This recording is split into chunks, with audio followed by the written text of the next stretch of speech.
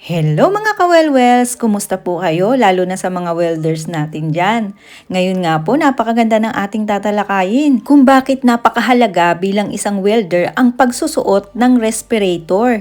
Tama po, ang pagsusuot ng respirator ay napakahalaga sa ating mga welders dahil ito ang magpoprotekta sa atin laban sa welding fumes. Ano nga ba ang welding fumes? Ang welding fumes ay napakadelikado sa ating mga baga, lalo na sa ating mga welder. Bakit? Dahil it consists of ultrafine metallic particles na merong iron, manganese, chromium, nickel, asbestos, silica dust, and gases created when metal is vaporized. So napakadelikado. It can cause lung cancer. Tama po, it is classified as group 1 carcinogen na naglilid talaga sa lung cancer at maaaring mamatay ang magkakaroon nito. Kaya imaginein po natin yung mga ultrafine metallic particles na yan pagkatapos natin mag-welding, hindi po ba parang alikabok siya na maliliit?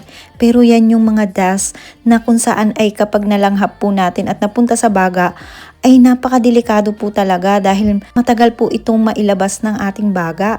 So nag-i-stay po ng matagal sa baga natin yung mga fumes na yan. Hindi man 100% na makakasigurado tayo sa pagsusot ng respirator, at least nababawasan po yung pag-inhale po natin ng mga welding fumes na yan, na kung saan ay maaari tayong magkaroon ng metal fume fever, kung saan na para kang nilalagnat, tapos inuubo. Yan po. Yan po ang mga symptoms na kung saan naapektuhan na ang ating mga baga. At pwede rin po tayo magkaroon ng memory loss. Tama po, sa katagalan ng pag-welding natin na hindi po tayo nagsusuot ng respirator, ay maaari po tayong mawala ng memorya. Yung iba po kasi ay hindi sanay magsuot ng respirator, kaya't habang maaga pa, magsuot po tayo nito.